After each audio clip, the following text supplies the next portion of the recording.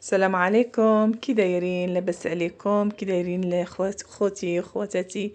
كلشي مزيان ان شاء الله، كلكم تكونوا بخير وعلى خير وانتم تشوفوا هذا الفيديو. مرحبا بكم معنا في الفيديو ديال اليوم ان شاء الله غادي نشارك معكم واحد الحريشات كيجيو في الفران، كيجيو بواحد زرارع، كيجيو رائعين، كتجي فيهم واحد النسمه زوينه وكتجي فيهم واحد الهشاشه لداخل والقرمشه برا، وكيجيو بحال غريبه مشقين كما كتشوفوا. شي حاجه رائعه وخطيره في المذاق، وغادي نزيد عليهم واحد المكون غادي يعطيهم لذه على لذه. غادي تشوفوا معنا ان شاء الله الفيديو. قبل ما ندوزو الفيديو ما تنساونيش خوتي خواتاتي وما تبخلوش عليا، جزاكم الله كل خير، بلايك واشتراك وتفعيل الجرس. شكرا لكم كاملين على الدعم، جزاكم الله كل خير وبارك الله فيكم. وشكرا لكل واحد دخل ودار لايك وتعليق زوين بحال قلوبكم. واللي دخل معنا جديد، ما عليك خويا ولا اختي الا تفعل الجرس باش يوصلك جديد القناه. وان شاء الله تشرفينا وتشرفنا خويا بالوجود ديالك معنا، باش تكبر العائله ديالنا في هذه القناه بالوجود ديالكم ان شاء الله. يلا ندوزو الفيديو ديالنا، بسم الله على بركه الله. بالنسبه للمقادير، اول حاجه عندنا هنايا كاس نتاع الدقيق الابيض، عندي كاس د الحليب، هنا كاس قل ربع نتاع الزيت، كاس تاع سنيده. هنا بالنسبه للزرارع عندي جنجلان وحبه حلاوه والنافع، تقريبا معلقه كبيره عامره مزيان من الحاجه. وعندي هنايا خمره حمراء 8 غرام، واحد ساشيه نكهه زهره البرتقال. وهنا عندنا السميد نتاع اللي كنصاوبوا به الحرشه، الملحه والخميره د الخبز. وهنايا واحد البيضه عندنا بطبيعه الحال. بالنسبه للقياس تاع السميده غادي تشوفوا معايا وحنا كنصاوبوا الوصفه ديالنا. اول حاجه كنديروا هنايا البيضه، كنضيفوا عليها واحد شويه د الملح، تقريبا معلقه صغيره ديك تاع القهوه. كنضيفوا هنايا هاد الساشيه تاع زهره البرتقال، هذه كتفرق في الطعم وكتجي ديك الريحه الزهر عاطيه في الدار، وحتى في يعني في اللسان ديالنا وحنا كناكلوها كتعطي واحد اللذه زوينه بزاف. كنضيفوا هذاك الكاس تاع سنيده وكنبقاو نحركو مزيان حتى كتخلط لنا تندمج المقادير. من بعد كنزيدو ديك الكاس تاع الزيت ونزيدو الحليب وكنحركو هكا غير بالضراب اليدوي. ما كتاخدش منا مجهود كتير، غير باش تنسجم لنا دوك المكونات.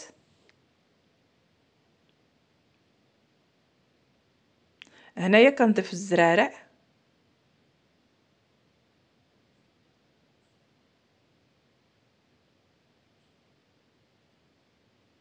الزرارع انا ما صهدتهم حتى شي حاجه، درتهم هكاك غير بوحدهم هكا في الفران ملي كيطيبوا مع ديك الحريشات، راه كيجيو النسمه ديالهم زوينه. كنضيف هنا واحد المعلقه كبيره نتاع خماره الخبز حبيبات، وكنضيفوا هنايا داك الكاس تاع الدقيق الابيض.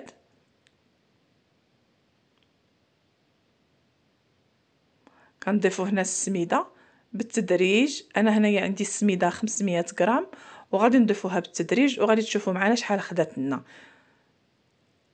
نغربلوها بطبيعه الحال، كنغربلو السميده ديالنا وكنحركوا بهذا الضراب اليدوي غير بشويه هكا باش تنسجم لنا كاع المكونات اللي عندنا.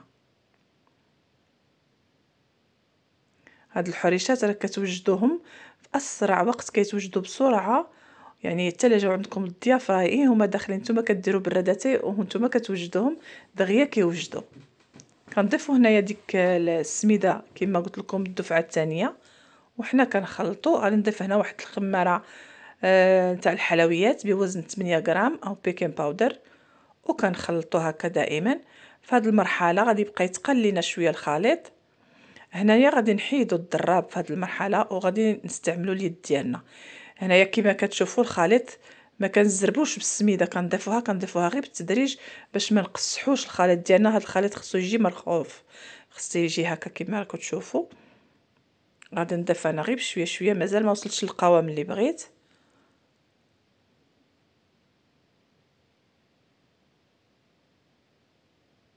الخليط كما كتشوفوا راه عادي يتلاصق باليد، خصو ضروري هكا يكون يتلصق باليد، وكتكون العجينه رطبه رخوه، يعني ما تكونش مجموعه بزاف قاصحه، لان السميده كتزيد تشرب. شوفوا انا شحال بقى لي من 500 غرام، نص كيلو بقى لي منه تقريبا واحد المعلقه كبيره فقط اللي حيدتها.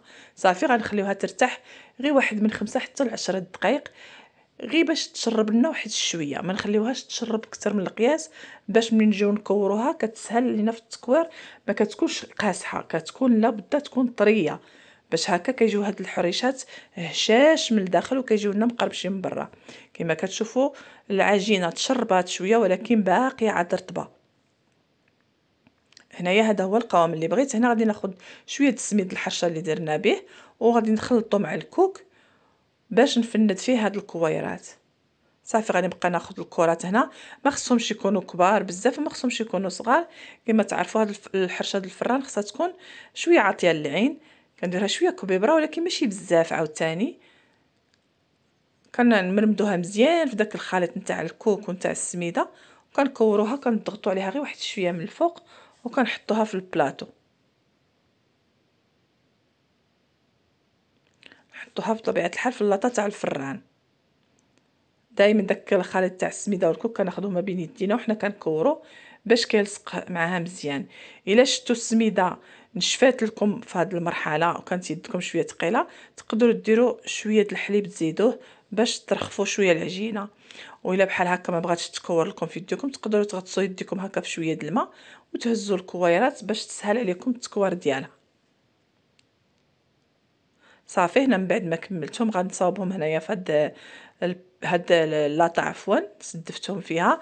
وضروري خصكم تكونوا متباعدين لانهم كيزيدوا يكبروا مع فيهم الخميره، راه كيزيدوا كيخمروا كيتوسعوا شويه في الفران، كنخليو بيناتهم واحد المسافه.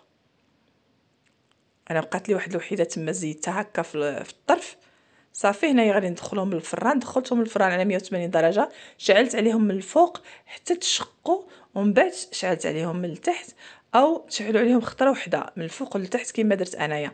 انا شعلت عليهم من الفوق للتحت وعلى 180 درجه.